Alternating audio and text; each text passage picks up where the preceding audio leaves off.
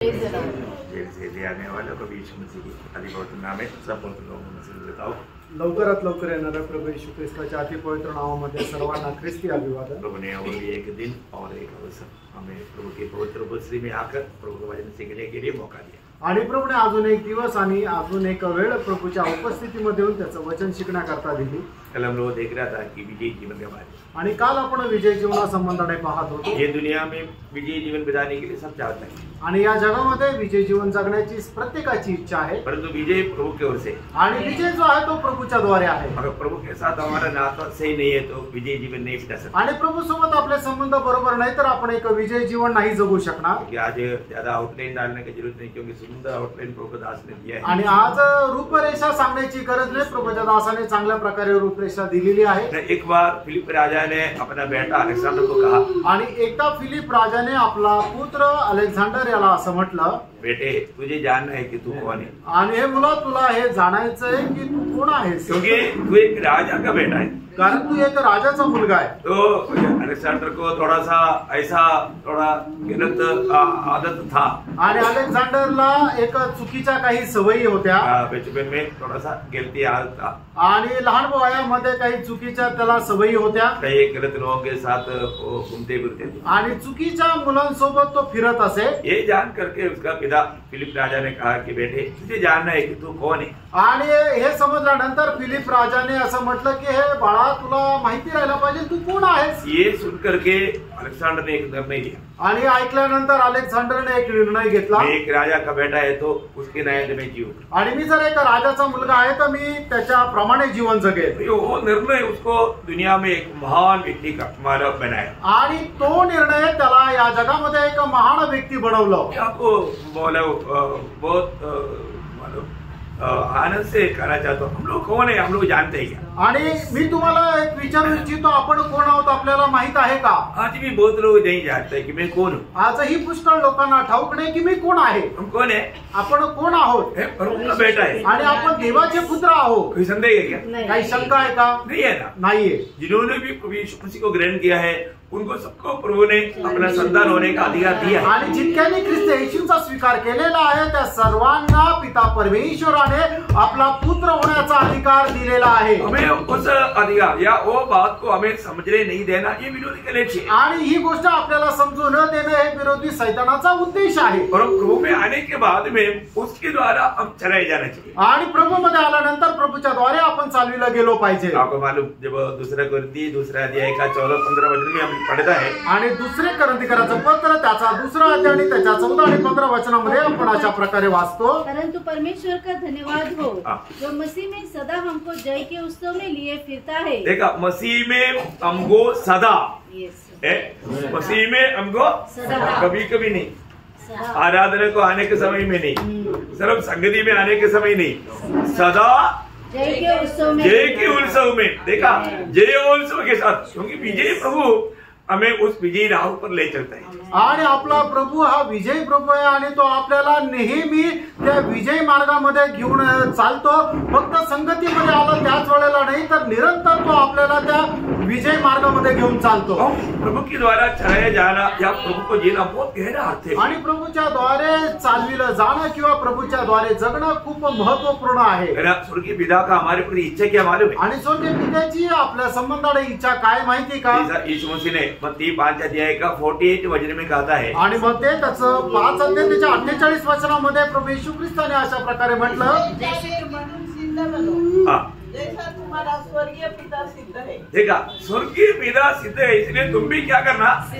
सिद्ध बनना है। मतलब क्या है कि हमारे जीवन की यात्रा में सिद्धता की ओर बढ़ने के लिए एक बड़ा उत्साह चाहिए, आणि आपल्या या जीवन प्रवासामध्ये परिपूर्णतेकडे वाटचाल करण्याचा एक प्रवास राहिला पाहिजे। अभी आपको मालूम है प्रभु का हमारे प्रति बुलाहट का पीछे सबसे बड़ा उद्देश्य हमें पुत्र की जैसा बनाना है। आणि प्रभूने आपलं जे पाचारण केलं त्याच्या पाठीमागे त्याचा सगळ्यात मोठा उद्देश आहे की आपण ख्रिस्त येशू प्रमाणे व्हायचंय। जब रोमियो 8 अध्याय का 29 वचन आपको याद है, रोम त्याचं 8 अध्याय त्याचं 29 वचन तुम्हाला ठाऊक आहे, जान लिया है, उन्हें पहले से ठहराया भी है कि उसके पुत्र के स्वरूप में हो। देखा, उसके पुत्र के स्वरूप में, स्वरूप मीन्स क्या है? स्वरूप मीन्स स्वभाव. स्वरूप म्हटलं म्हणजे स्वभाव. स्वरूप का अर्थ है स्वभाव, आणि स्वरूप म्हटलं म्हणजे स्वभाव. बहुत बड़ी बात है आणि खूप मोठी गोष्ट आहे. मतलब प्रतिरूप है फोटो, आणि प्रतिरूप आहे तो म्हणजे फोटो. स्वरूप मीन्स स्वभाव, आणि स्वरूप म्हटलं म्हणजे स्वभाव. यीशु मसीह परमेश्वर का प्रतिरूप है, आणि येशू ख्रिस्त परमेश्वराचं प्रतिरूप आहे. पड़ोसियों 1:15 में पढ़ता है, आपको सबको मालूम. आणि जसं कलसीकराचं पत्र पहिला अध्याय त्याच्या 15 वचनामध्ये आपण वाचतो. वो स्वरूप नहीं माना प्रतिरूप है, आणि ते स्वरूप नाही तर ते प्रतिरूप आहे. परंतु यहाँ पर माना हमें यीशु मसीह का स्वभाव का बनाना, आणि या ठिकाणी आपल्याला येशू ख्रिस्ताच्या स्वभावाचं बनणं बहुत गहरा बात है आणि खूप गहन गोष्ट आहे. हम लोग ये बात को अगर सही रीति में समझ करके नहीं चलेगा तो, आणि गोष्ट आपण समजून घेऊन जर नाही चालणार तर, है ना, मतलब प्रभु वचन की द्वारा जो हमें बताता है वो आत्मा में रहेगा तभी हम समझ पाए. आणि वचनाच्या द्वारे प्रभू आपल्याला जे काही सांगतो ते आपण आत्म्यामध्ये राहिलं तरच आपल्याला ते समजेल. तो आज मैं उसमें एक शब्द जो यीशु मसीह ने कहा वो शब्द के साथ मिलने वाला एक अनमोल बात मैं आपको बताना चाहता हूँ. आणि प्रभू येशू ख्रिस्ताने सांगितलेलं जे एक शब्द आहे त्याच्यासोबत मिळणारा एक अनमोल गोष्ट मी सांगू इच्छितो. क्योंकि हमें बनना है यीशु मसीह के जैसा. कारण आपल्याला जे बनायचंय ते प्रभू येशू ख्रिस्ताच्या प्रमाणे बनायचंय. यीशु मसीह का जैसा बोलेगा तो यीशु मसीह का स्वभाव का, आणि प्रभू येशू ख्रिस्ताप्रमाणे म्हणजे प्रभू येशू ख्रिस्ताच्या स्वभावाचे. यीशु मसीह का स्वभाव क्या मालूम है? आणि प्रभू येशू ख्रिस्ताचा स्वभाव काय माहिती का? मत्ती 11 अध्याय का 29 वचन में कहता है. मत्ती 11 अध्याय त्याच्या 29 वचनामध्ये असं म्हटलंय, मेरा जुआ अपने ऊपर उठा लो और मुझसे सीखो, क्योंकि मैं नम्र और मन में दीन हूँ और तुम अपने मन में विश्राम पाओगे. मतलब एक्चुअली अभी मुझे आपका परिभाषा में कैसा है इतना मालूम नहीं. मैं सौम्य हूँ, मी जो मनाचा सौम्य व लीन आहे. मैं सौम्य और दीन है. देखो ये इसलिए वो बराबर वो शब्द को समझना बहुत गहरी बात है. इसलिए मैं आपको आपका कई परिभाषा पढ़ेगा तो आपको उसका सही प्रभु ने क्या मीन करके बताया आपको समझ पाएगा. आणि मग सर्व तुम्ही वेगवेगळ्या जर भाषांतर पाहिलं तर मग प्रभूला त्या वचनाच्या द्वारे काय म्हणायचं हे तुम्हाला समजेल. मैं सौम्य और दीन हूँ, आणि मी सौम्य आणि मनाचा दीन आहे. इसको मतलब हमारे जीवन में हमें सौम्य और दीन बनना है. आणि आपण आपल्या जीवनामध्ये सौम्य आणि दीन व्हायचं आहे. मतलब ये आपको मालूम है कि मतलब अभी जंगल से हाथी लेकर आता है तो वो सौम्य नहीं. आणि जंगलामधून एका हत्तीला जर घेऊन आलं तर तो हत्ती सौम्य नाहीये. मतलब उसको सौम्य बनाने के लिए बहुत तकलीफ करके ट्रेनिंग दे करके उसको सौम्य बनाना पड़ता. आणि मग त्याला जर सौम्य बनवायचं तर खूप त्याला प्रशिक्षण देऊन त्याला सौम्य बनवलं जातं. एक सौम्य व्यक्ति का बहुत बड़ा खूबी वो अपने आप में कंट्रोल करता. आणि सौम्य व्यक्तीचं खूप मोठं गुणवैशिष्ट्य हे की तो स्वतःवर नियंत्रण ठेवतो. बहुत बड़ी बात है आणि खूप मोठी गोष्ट आहे. अभी आपको मालूम है कई लोग क्या है कि थोड़ा भी कुछ बात मानो सुन लिया तो तुरंत हम लोग फौजी भाषा में बोलता है बंदूक में घुस करके गोली मत मारो. बोलेगा तो सुनने से पहले. आणि काही लोक काय आहे की समोरचा काय बोलत आहे त्या बोलण्याच्या अगोदरच लगेच रिॲक्ट करतात. म्हणजे काय आहे की तुम्ही बंदुकीत घुसून गोळी नका मारू. समझ ना. और हमने ठीक से सुना भी नहीं फिर बाद में सॉरी बोलना पड़ता. अरे मैंने ऐसे नहीं समझा था. क्या जरूरत है? इसलिए याकूब बोलता है, याकूब 1 अध्याय के 19 वचन में, याकूब त्याचा पहिला अध्याय त्याच्या 19 वचनामध्ये, ये मेरे प्रिय भाइयों, यह बात तुम जान लो, हर एक मनुष्य सुनने के लिए तत्पर और बोलने में धीर और क्रोध में धीमा हो. देखा, अगर हम छोटा बात पर भी कभी कभी मानो उसको सही रीति में ना समझाएगा तो बहुत जल्दी हम गुस्सा में आ जाता. आणि छोट्या छोट्या गोष्टी जर योग्य रीतीने आपण जर समजल्या नाही तर मग त्याच्याद्वारे लगेच आपल्याला राग येतो. वो यीशु मसीह को ऐसा मानो गुस्सा आता था क्या? आणि येशू ख्रिस्ताला असा राग येत होता का? नहीं है ना. नाही. बहुत सौम्य था. आणि येशू ख्रिस्त खूप सौम्य होता. यीशु मसीह की वो गुण हमारे में आना है. आणि येशू ख्रिस्ताचा तो गुण आपल्यामध्ये सुद्धा यायचा आहे ना. मतलब उसके साथ यीशु मसीह ने बोला मैं सौम्य और दीन या नम्र भी. आणि त्याच्यासोबत प्रभूने म्हटलं की मी हृदयामध्ये दीन पण आहे. मतलब इसलिए अगर हमारे जीवन में रोज हम अपने आप को दीन भी करेगा तो प्रभु मतलब उसको बढ़ाएगा. आणि जर आपण आपल्या स्वतःला हृदयामध्ये जर दिन केलं तर मग त्या व्यक्तीला प्रभू वाढवेल. अधिक दिन हमें जब पत्रोस का भाषा में बोलेगा तो पहला पत्रोस 5 अध्याय का 6 वचन. पहिले पेत्र 5 अध्याय त्याचं 6 वचन. इसलिए परमेश्वर के बलवंत हाथ के नीचे दीनता से रहो, जिससे वह तुम्हें उचित समय पर बढ़ाएगा. देखा, हमें रोज अपने जीवन को प्रभु का उस बलवंत हाथ के तले अपने आप को दीनता से लेना.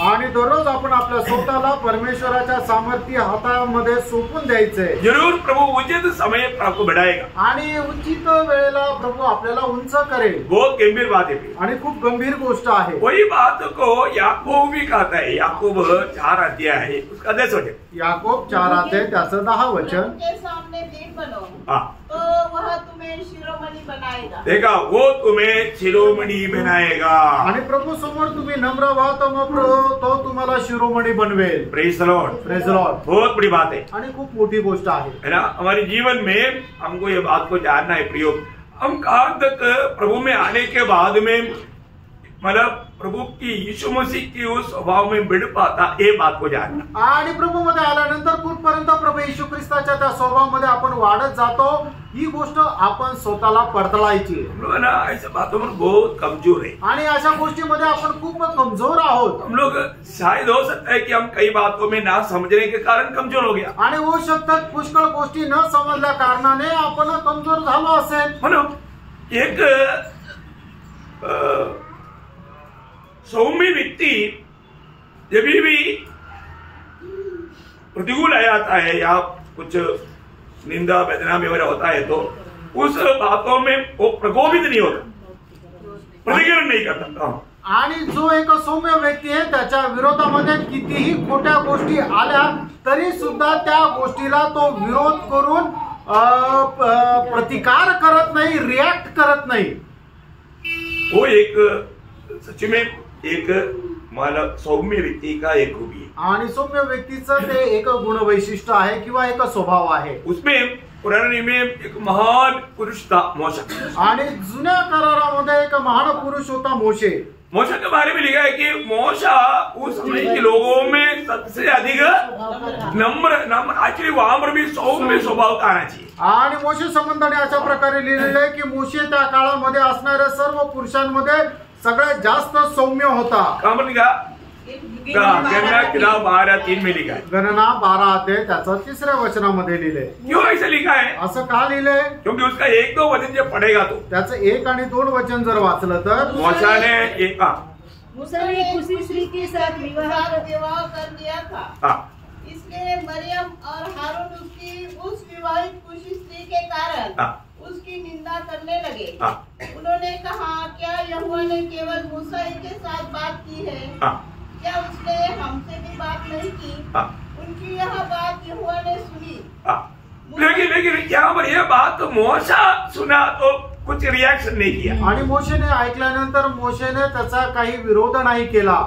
अरे मैंने पत्नी अपनाया, मेरी इच्छा से किया, तुमको क्या? ऐसा नहीं पूछा. आणि मी लग्न केलं, मी माझ्या इच्छेने केलं, त्याच्यात तुमचं काय, तुम्हाला काय फरक पडला असं त्याने नाही विचारलं.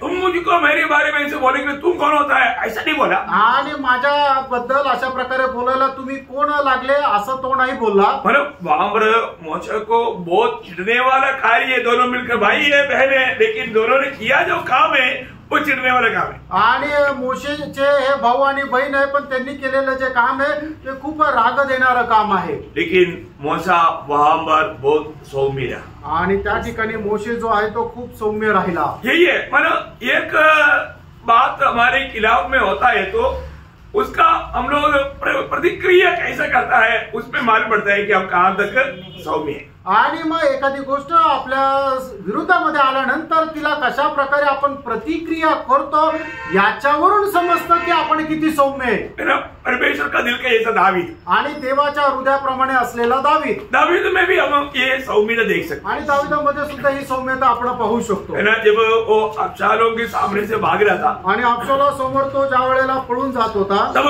शिमई नाम का एक व्यक्ति उसको श्राप देते हुए उस पर पथराव कर रहा था। आणि शिबे नावाचा एक मनुष्य त्याला श्राप देऊन त्याच्यावर दगडमार करत होता। वो संभव मालूम है जब दूसरा शमूएल उसका 16 अध्याय का 5 से 7 वचन, आणि दुसरा शमूएल त्याचा 16 अध्याय 5 ते 7 वचन। तब अभिषाई बोलता है कि ये कौन होता है, ये एक कुत्ते के समान व्यक्ति मेरा स्वामी को इतना ऐसा करने के लिए कौन है, अब इसमें जाकर करूं।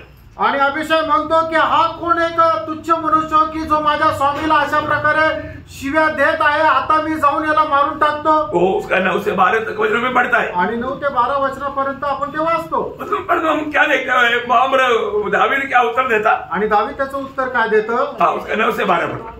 9 ते 12 वचन वाचा। तब सरूया के पुत्र अभिषय ने राजा से कहा, यह मरा हुआ कुत्ता मेरे प्रभु राजा को क्यों शाप देने पाए, मुझे उधर जाकर उसका सिर काटने दे। राजा ने कहा, सरूया के बेटो, मुझे तुमसे क्या कहा, वह जो कोसता है और यहोवा ने जो उससे कहा है कि दाऊद को शाप दे, तो उससे कौन पूछ सकता है कि तूने ऐसा क्यों किया। फिर दाऊद ने अभिषय और अपने सब कर्मचारियों से कहा, जब मेरा निज पुत्र भी मेरे प्राण का खोजी है, तो यह बिन्यामीनी अब ऐसा क्यों न करे, उसको रहने दो और शाप देने दो, क्योंकि यहोवा ने उससे कहा है। देखा, बोलने का अर्थ हमारे जीवन में कोई भी बात होता है तो हमारा दृष्टि क्या दृष्टि होना चाहिए, मतलब लंबा बात को देखने वाला या प्रभू का कार्य को समझने वाला दृष्टी होना चाहिए। आणि मग ज्या वेळेला एखादी गोष्ट आपल्या विरोधामध्ये कोणी करतो त्यावेळेला आपण त्याच्यावर कशा प्रकारे प्रतिक्रिया करायची आहे, तर त्याच्यामध्ये प्रभूचा जो काय उद्देश आहे तो समजून घेऊन आपण प्रतिक्रिया करायची आहे। हमें मसीहत में हमारा आत्मिक जीवन में बहुत से कमी हमेशा रहता है, आणि ख्रिस्ती जीवनामध्ये पुष्कळ कमतरता आपल्या आत्मिक जीवनामध्ये राहू शकतात, लेकिन दिन प्रतिदिन के हमारे अनुभव के द्वारा उसमें भी हमें प्रभु का सिखलाई को, प्रभु ने बोला ना, मैंने जुबा लेकर के मुझसे सीखो, प्रभु से सीखने वाला अनुभव रोज हमें चाहिए। आणि दररोज आपण प्रभूचा जू घेऊन आपण त्याच्यापासून शिकण्याचा अनुभव राहिला पाहिजे। रोज हमें इस सौम्यता का माना खोजी बनना चाहिए, आणि दररोज आपण सौम्यतेचे शोधक राहायला पाहिजे। सपन्या ने भी में लिखा है, सपन्या उसका 2 अध्याय का 3 वचन, सपन्या त्याचा 2 अध्याय त्याचं 3 वचन। पृथ्वी के सब नम्र लोगों, हे यहोवा के नियम के मानने वालों, उसको ढूंढते रहो, धर्म को ढूंढो, नम्रता को ढूंढो, संभव है तुम नम्रता को ढूंढो, वहां पर भी सौम्यता को ढूंढो आना चाहिए। आणि त्या ठिकाणी सुद्धा शब्द असायला पाहिजे की सौम्यपणा तुम्ही शोधा। मतलब कई जगह पर आपका परिभाषा में नम्रता आया, लेकिन वो नम्रता नहीं, सौम्यता है, सौम्यता को ढूंढो। आणि ते सौम्यता असं लिहिलेलं आहे की तुम्ही सौम्यतेला शोधा। तो मतलब हमारा वो शब्द है, इसलिए मैं आपको वो शब्द पर थोड़ा गौर देना चाहता हूँ आप लोग, इसलिए आपका परिभाषा में कहीं भी नोट कर सकते हैं, आगे पीछे आप थोड़ा क्लिक कर रखना ताकि आप भी उसका सही मीनिंग को जान पाए। आणि तुम्ही तिथे त्याच्या आजूबाजूला लिहू शकता, जिथे जिथे नम्रपणा आलेला आहे तिथे ते सौम्यता आहे। अभी सौम्यता का सही अर्थ क्या है, आणि सौम्यतेचा खरा अर्थ काय है? हम अपने आप को नियंत्रण में लाना, आणि आपण स्वतःवर नियंत्रण मध्ये आणलं। बिल्कुल, वेरी गुड। तो अंग्रेजी बराबर, तो बहुत बड़ी बात है, हम लोग ये बात को अच्छी तरह जानना है कि मतलब अपनी नियंत्रण में लाने वाला वो है हमारा संयम, आणि आपल्या नियंत्रणामध्ये आणणारे ती गोष्ट आहे ते म्हणजे संयम। हम संयम का खोजी होना, आणि संयमाचे आपण शोधक राहिला पाहिजे। मतलब संयम का खोजी क्यों होना, क्योंकि हमें हमारे में संयम चाहिए। आणि संयमाचे आपण शोधक का राहिला पाहिजे, कारण आपल्यामध्ये ते संयम राहिला पाहिजे। अगर हमने संयम पाया, आणि जर संयम आपल्याला मिळालं, वो संयम के पीछे होना चाहिए, आणि त्या संयमाच्या पाठीमागे आपण असायला पाहिजे। पहिला तिमोथी 6 अध्याय का 11 वचन, पहिलं तिमोथेला पत्र 6 अध्याय त्याचा 11 वचन। बहुत ये एक छोटा शब्द है तो भी उसका अर्थ बहुत गहरा है, इसलिए मैं आपको अभी बताऊंगा, क्योंकि मसीहत का एक सबसे बड़ा बात संयम है, आणि ख्रिस्तत्वाचा सगळ्यात मोठी गोष्ट म्हणजे संयम आहे। आज कई जगह पर समस्या इसलिए होता है संयम नहीं, आज पुष्कळ ठिकाणी समस्या याच्यामुळे होता की लोकांच्या जीवनामध्ये संयम नाही। इसलिए वो एक शब्द को भी समझिएगा तो हमारा आगे का क्लास में बहुत उपयोगी बनेगा, इसलिए मैं वो शब्द को थोड़ा ज्यादा जोर आज दे रहा हूँ। आणि एक शब्द जरी आपल्याला समजला तरी सुद्धा आपल्याला पुढच्या क्लासमध्ये त्याचा खूप फायदा होईल, म्हणून मी या शब्दावर जास्त जोर देत आहे। पहिला तिमोथी 6 का 11 में उन बातों को बोलेगा तो पहले उसका 10 तक जो बोला वो दुनियादारी की बात, धन की बात, ऐसे बात को छोड़कर आगे बोलता है, परमेश्वर के जन, तू इन बातों से भाग। इन बातों पर आपको सबको मालूम है, आपको बात को छोड़कर और धर्म, भक्ति, विश्वास, प्रेम, धीरज और संयम का पीछा कर। देखा, बहुत बड़ी बात है। वहां पर भी जो आया है ना, सौम्यता का पीछा कर, आणि त्या ठिकाणी तू सौम्यतेचा पाठलाग कर। वहां पर भी वो बोला है सौम्यता का पीछा कर, आणि सौम्यतेचा तू पाठलाग कर। पर ये एक दिन की बात नहीं, आणि एका दिवसाची गोष्ट नाही, लगातार, निरंतर। वहां पर वो बात मानव कंटिन्यूस टेंस में है, वो लगातार उसके पीछे होते ही रहना, आणि निरंतर त्या गोष्टी त्याच्या पाठीमागे आपल्याला लागायचंच आहे। बहुत बड़ी बात है ना, खूप मोठी गोष्ट आहे। हमें मानव अगर हमको इस सौम्यता का बात दिखाई दिया तो उसको एकदम पीछे होने का और उसके पीछे ही चलने का। आणि सौम्यतेची गोष्ट आपल्याला दिसली तर एकदम त्याच्या पाठीमागेच लागायचंय।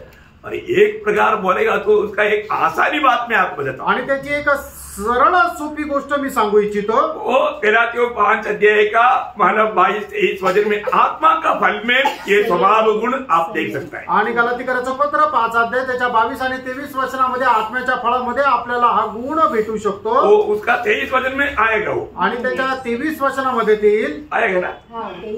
क्या लिखा है? इंद्रिय दमन। मतलब हमारे में आत्मा का फल में मतलब यहाँ पर हम जो बोलने वाला सौम्यता है, आणि आत्म्याच्या फळामध्ये आपण जे बघणार आहे तो सौम्यपणा आहे, नम्रता। सौम्यता इंद्रिय में, सौम्यता अलग है, इंद्रिय अलग है। मतलब सौम्यता आप लोग वो बात को वो एक शब्द को ना थोड़ा समझना थोड़ा कठिन है, लेकिन आपको समझाना चाहता हूँ। आणि ते समजणं जरा कठीण आहे, पण ते तुम्हाला समजून सांगायचा प्रयत्न करत आहे। हम लोग सौम्य है क्या? आपण सौम्य आहेत का? हमारे इस साल का मुद्दा क्या है? आणि या वर्षाचं आपलं कीवर्ड काय आहे? सब मनुष्य पर प्रगट हो कृपाणिक थे। हमारा तुम्हारी कोमलता एक्चुअली वो शब्द क्या है? सौम्यता। तुम्हारे कोमलता मीन्स सौम्यता, आणि तुमचा सौम्यपणा सर्व मनुष्यासमोर प्रकट हो। हमने शायद कोमलता का रीति में सोचा होगा, कोमलता भी अलग है, सौम्यता है बहुत महत्व का शब्द। आणि कोमलता पण वेगळा आहे, पण महत्वपूर्ण शब्द आहे सौम्यता। आपको मराठी में समझ में आएगा ना? मराठीत तुमच्या लक्षात येत आहे ना? मराठी में उसको सौम्यता कहा है, आणि मराठीत त्याला सौम्यता म्हटलंय। सही बात है ना? हाँ, अब उसको सही रीति में, इसलिए उसको आपको अपनी भाषा में डीप समझ पाएगा करके मैं आशा करता हूँ। आणि तुम्ही आपापल्या भाषेमध्ये एकदम खोलवर समजू शकाल अशी मी आशा धरतो। मैंने ये हम लोग बनाने वाला बात नहीं, आणि हे आपण बनवणारी गोष्ट नाहीये, ये आत्मा के अनुसार चलने से हमारे में उत्पन्न होने वाली बात है। आणि आत्म्याच्या द्वारे चालल्या कारणाने आपल्यामध्ये उत्पन्न होणारी ही गोष्ट आहे, क्योंकि वो आत्मा का फल में है, कारण ते आत्म्याच्या फळामध्ये आहे। सही बात है। आप लोग कोई टेंशन नहीं है ना? हाँ, टेंशन में नहीं, आराम से वो शब्द को थोड़ा सा ठीक से समझ गया तो आगे का पूरा बात आपको समझ में आ जाएगा। आणि ते शब्द चांगल्या प्रकारे समजला तर मग पुढच्या सर्व गोष्टी चांगल्या प्रकारे लक्षात येतील। क्योंकि हमारा ये सौम्यता अभी जो फिलिपियों 4:5 में क्या बोलता, सब मनुष्यों में प्रकट हो, प्रकट करने वाला बात है। आणि फिलिप्पियराचं पत्र 4 अध्याय त्याच्या 5 वचनामध्ये काय म्हटलं की तुमचा सौम्यपणा सर्व मनुष्यावर प्रकट हो, म्हणजे काय किती आहे? प्रकट होणारी गोष्ट आहे। सब मनुष्य को जानना चाहिए कि नहीं यार वो व्यक्ति बहुत सौम्य, आणि सर्व लोकांनी हे समजायला पाहिजे की तो मनुष्य खूप सौम्य आहे। आप ऐसा मत बोलो कि उसके बारे में हमको मालूम है कई सालों से, लेकिन वो बहुत सौम्य। आणि त्याच्याबद्दल तुम्ही असं काही बोलू नका, आम्ही त्याला खूप वर्षापासून ओळखतो, तो खूप सौम्य आहे। ये कुछ लोग नहीं, सब लोग जानना, आणि हे काही लोक नाही तर सर्व लोकांनी हे जाणलं पाहिजे। मतलब यीशु मसीह की सौम्यता बहुत फेमस थे, आणि येशू ख्रिस्ताचा सौम्यपणा जो आहे तो खूप प्रसिद्ध होता। बहुत ये आत्मीय लड़ाई का या आत्मीय जीवन की उन्नति का बहुत महोन्नत शब्द है, इसलिए मैं इस पर आज पूरा जोर दे करके अपना विषय आगे डीपली समझना है तो ये शब्द समझना जरूरी बात है। आणि आत्मिक जीवनाच्या युद्धामध्ये हा शब्द समजणं खूप गरजेचं आहे, म्हणूनच हा शब्द खूप खगोलरित्या तुम्हाला समजून सांगत आहे की जेणेकरून येणाऱ्या त्या आपलं जे शिक्षण आहे ते तुम्हाला चांगल्या प्रकारे समजेल। पर पौलुस कोरिन्थ मंडली को समझाने के टाइम पर यीशु मसीह की संविदा उड़ा करके कहता है। जब दूसरा कोरिन्थी उसका 10 अध्याय का 5वां वचन, दुसरे कोरिन्थीकरांचं पत्र त्याचा 10 अध्याय त्याच्या पहिल्या वचनामध्ये, मैं वही हूँ जो तुम्हारे सामने सौम्य हूँ, परंतु पीठ पीछे तुम्हारी ओर साहस करता हूँ।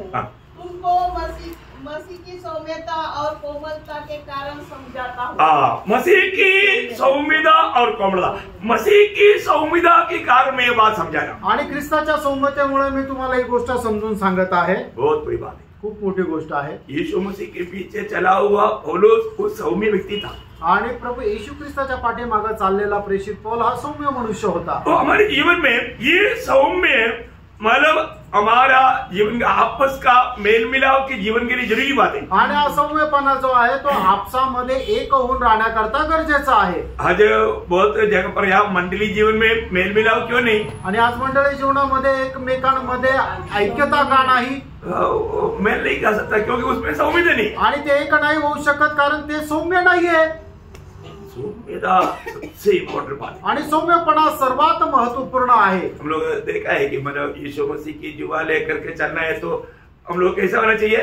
यीशु मसीह की बराबर होना चाहिए। आणि प्रभू येशू ख्रिस्ताचा जीव घेऊन आपल्याला जर चालायचं तर आपण कसं राहायला पाहिजे? प्रभू येशू ख्रिस्ताच्या बरोबरीचे राहायला पाहिजे। बोलने का मतलब यीशु मसीह से हम अपने आप को बड़ा नहीं समझे, आणि येशू ख्रिस्तापेक्षा आपण स्वतःला मोठं नाही समजायचं, हमें बहुत नम्र होना है आणि आपल्याला खूप नम्र व्हायचंय।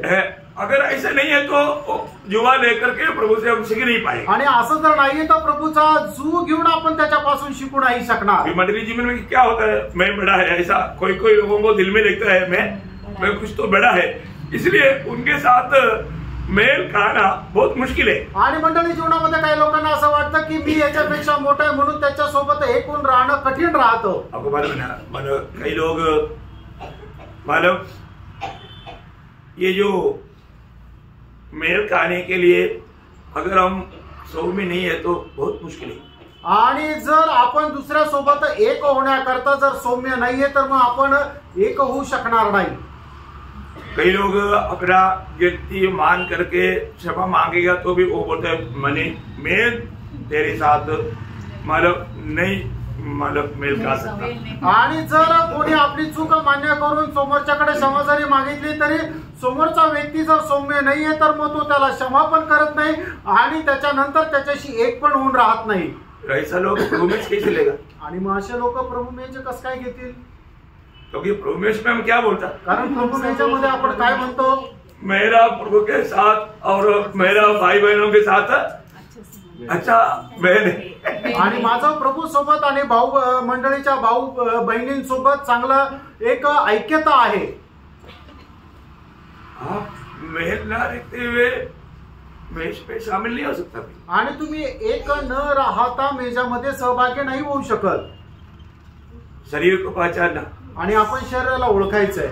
हम ये एक ही उधार पाया, हम सब लोग एक ही शरीर का अवयव है। आणि आपण जे तारण प्राप्त झालेले लोक आहोत तर एकाच शरीराचे अवयव आहोत। हमें एक दूसरे के साथ मेल में रहना ही, आणि एकमेकांसोबत आपण ऐक्यतेमध्ये राहायचंय। ठीक है। कई लोगों का कई स्वभाव मानव मिलता जुलता नहीं होगा, आणि काही लोकांचा स्वभाव जो आहे तो दुसऱ्याशी मिळत जुळत नसेल, लेकिन हमारे में मेल होना जरूरी बात। आणि आपल्यामध्ये ऐक्यता राहणं गरजेचं आहे।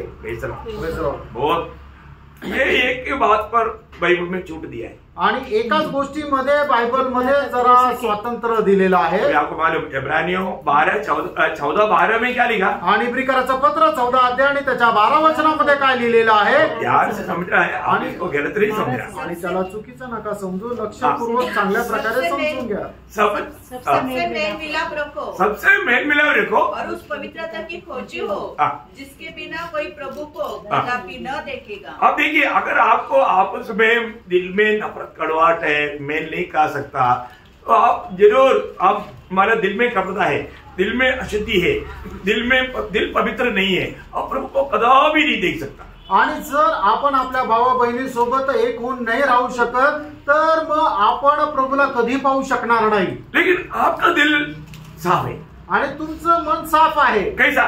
कसं? आपका गलती आपने कबूल की आणि तुम्ही आपली चूक मान्य केली, और दूसरा आपको माफ लेने के लिए तैयार नहीं, आणि दुसरा समोरचा व्यक्ती तुम्हाला क्षमा करायला तयार नाही, तो उस समय में दोष आपका नहीं, आणि मग त्यावेळेला दोष तुमचा नाही, दोष वो व्यक्ति का है।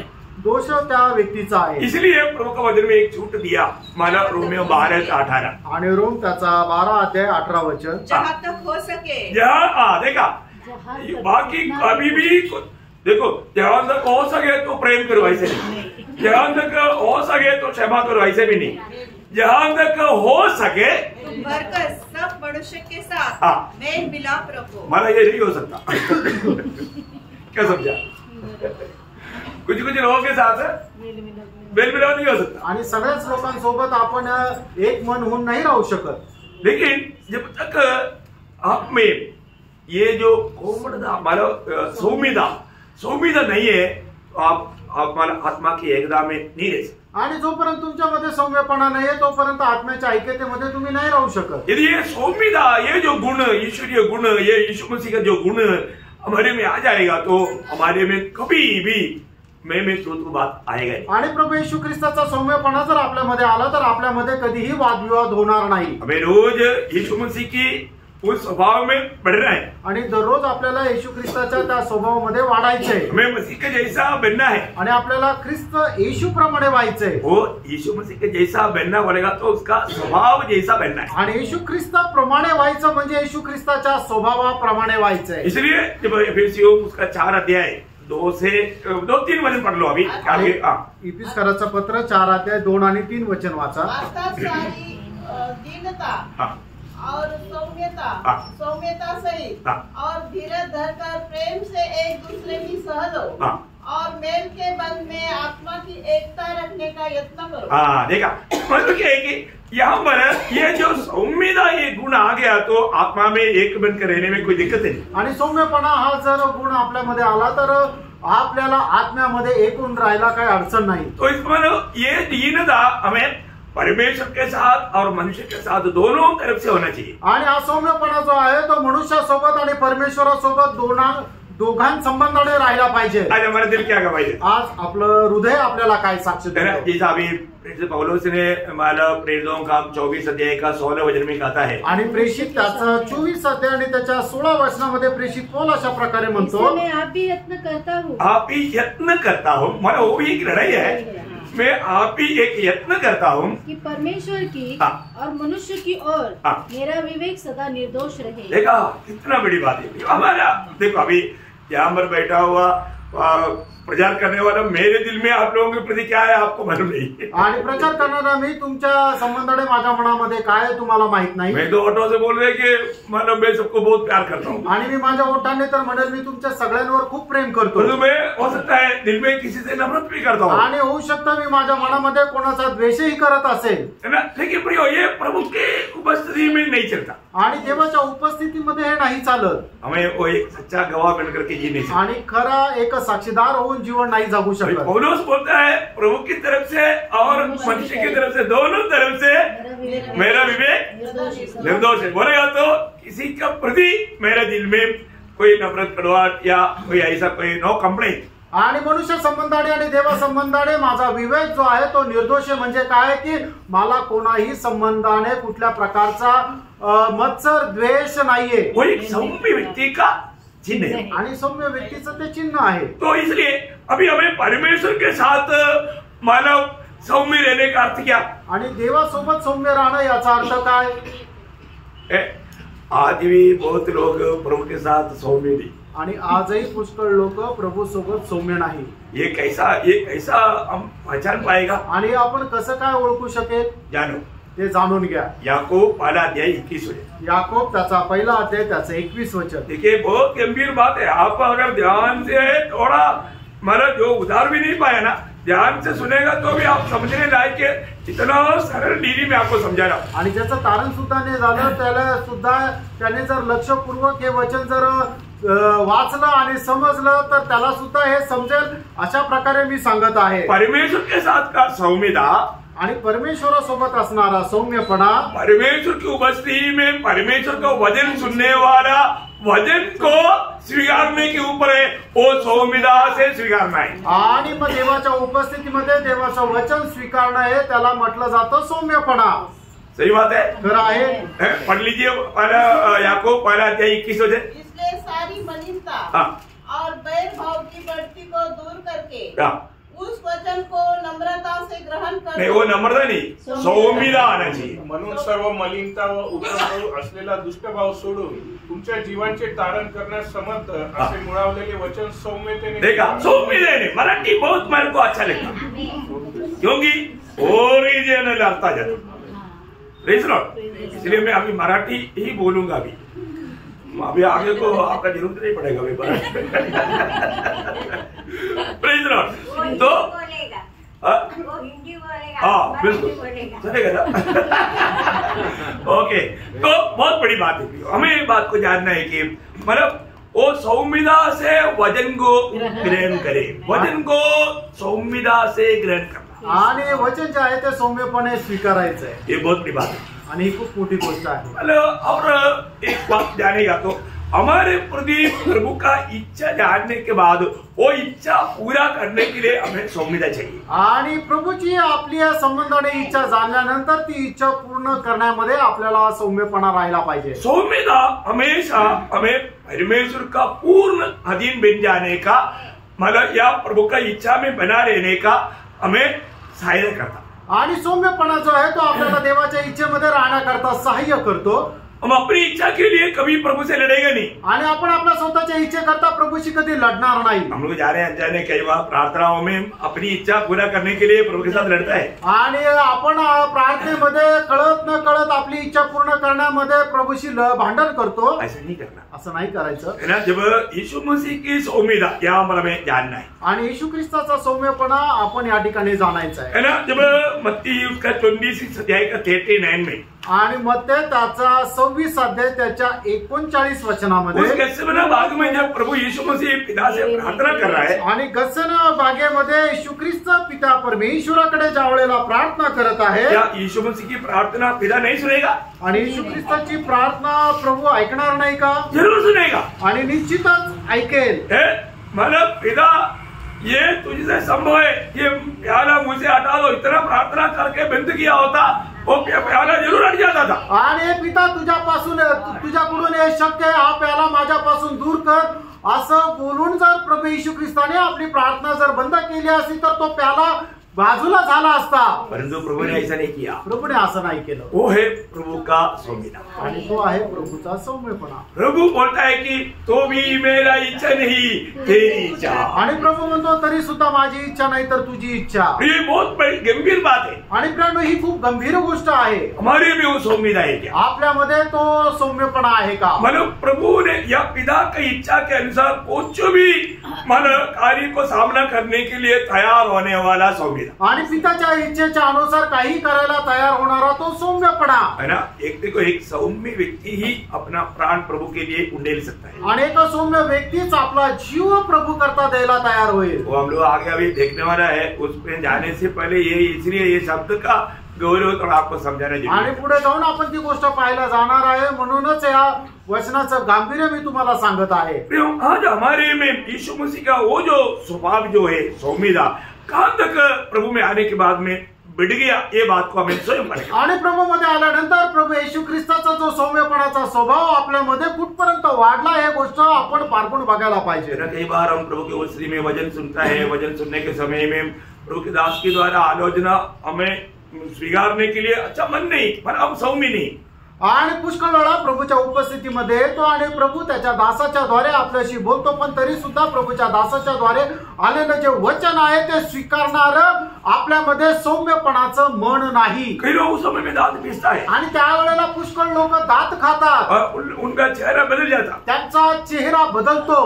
उसको सौम्यता बिल्कुल नहीं है करके प्रजा के बीच में आत्मा बोलता है हाँ कुछ लोग जो है ये वचन को सौम्यता से नहीं स्वीकार. आणि मग प्रचाराच्या मध्येच आत्मा सांगतो की मग या व्यक्तीने तुझं देवाचं वचन जे आहे ते स्वीकारलं नाही. तो प्रभु का वचन स्वीकारने के लिए और प्रभु का इच्छा स्वीकारने के लिए हमें क्या चाहिए?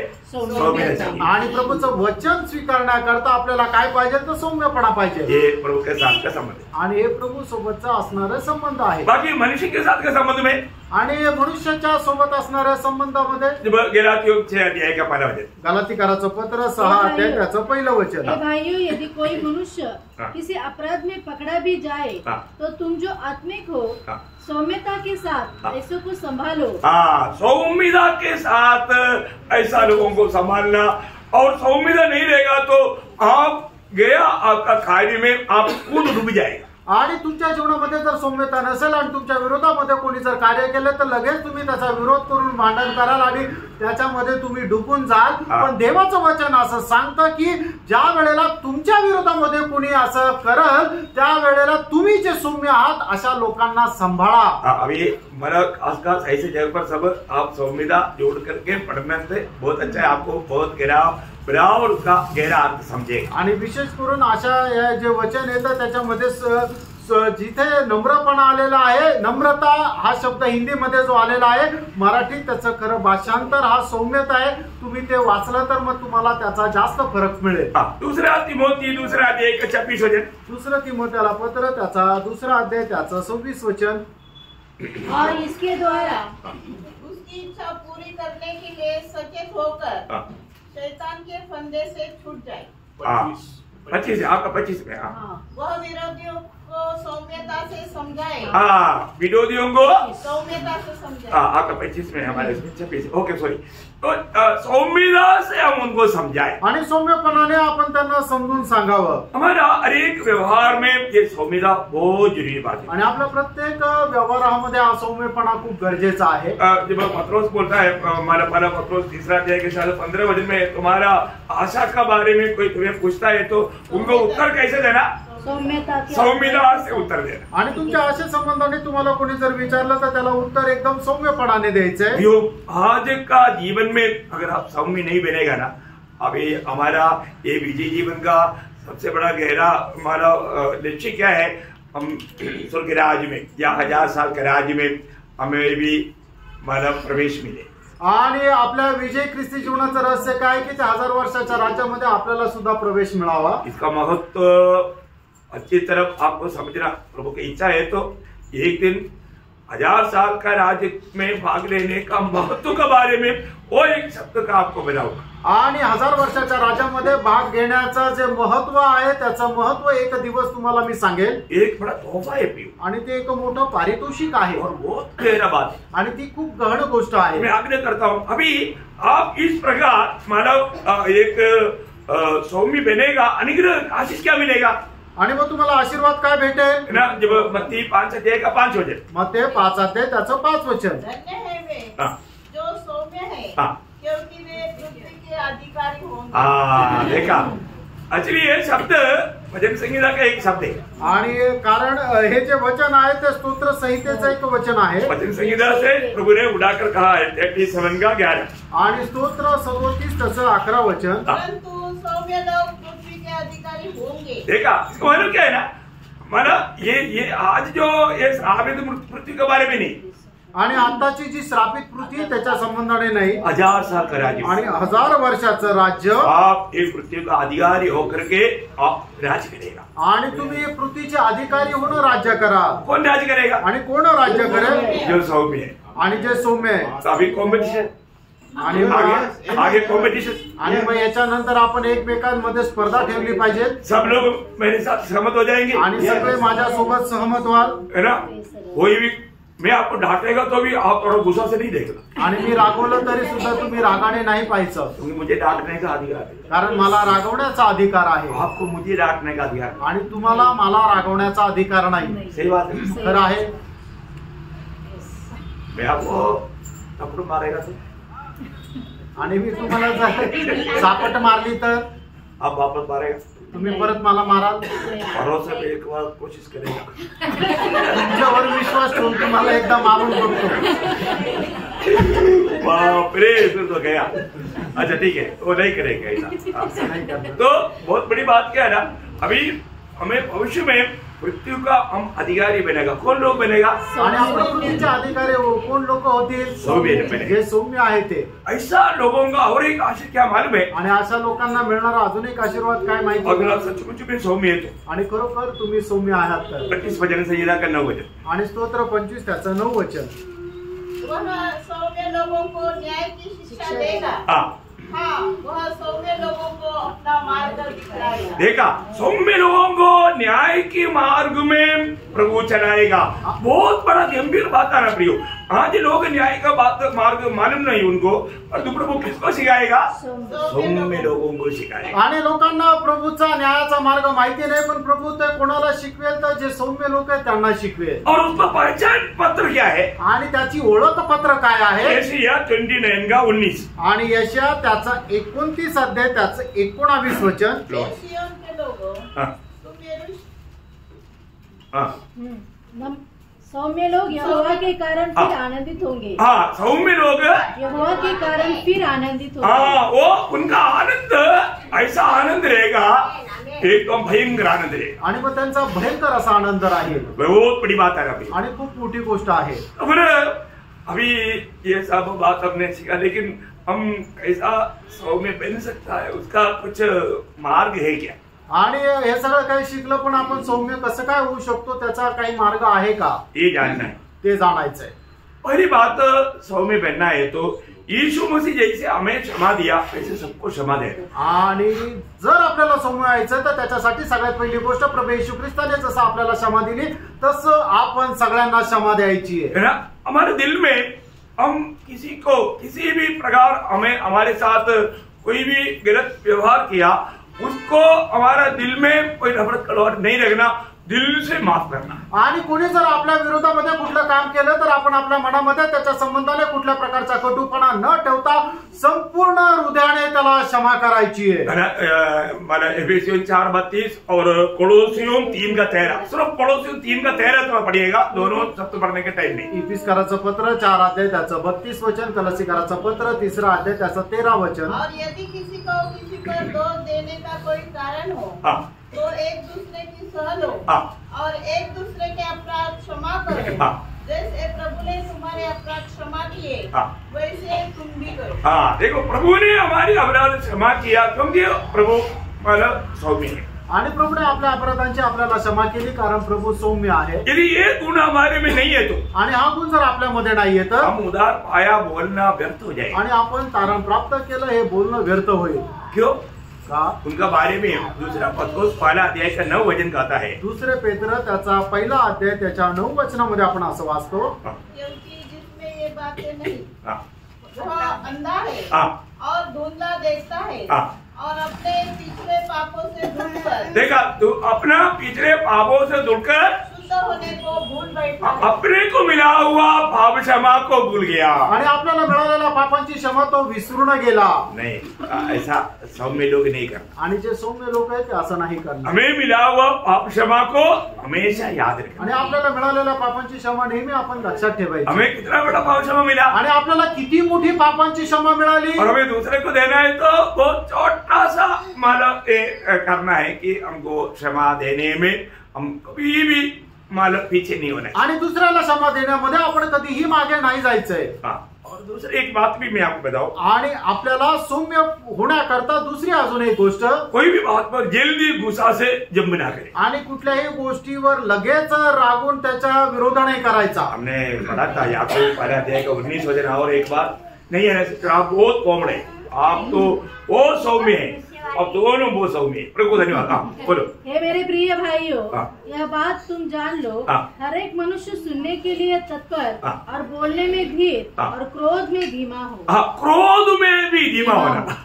आणि आम्हाला राग येण्यामध्ये पण आपण खूप शांत राहायला पाहिजे। जल्दी कोई भी बात देख करके या सुन करके कुछ बोलना नहीं। आणि कधीही कुठली गोष्ट आपल्याला समोर आली किंवा कोणी काही बोललं तर लगेच त्याच्यावर रिॲक्ट नाही करायचं। क्रोधित लोग क्या करता ना, तुरंत कुछ ना कुछ अपनी तरफ से बोल देता। आणि जे रागिष्ट लोक काय करतात ना, लगेच आपल्याकडून काहीतरी विरोधात बोलतात। 116 का 11 वचन में, आणि स्तोत्र 116 त्याच्या 11 वचनामध्ये,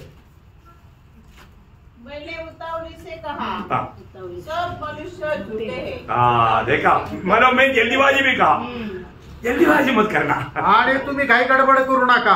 प्रेज लॉर्ड. Praise Lord. है ना, हम लोग ये जल्दीबाजी में हमेशा गड़बड़ी करता. आणि जे खूप घाई गडबड करताना ते नेहमीच चुकीचं करतात. आज मैं हमारा वचन ध्यान करते करते करते मेरे को तैयार होने में बहुत कम टाइम हो गया. तब मैं मेसी को बोला, मेसी में जल्दीबाजी में हूँ, आप लोग को बीच में रुकावट नहीं हो रहा, क्योंकि मेरे को फास्ट सब करना है. मैं बोला फास्ट करने के लिए जाएगा तो गड़बड़ हो जाएगा.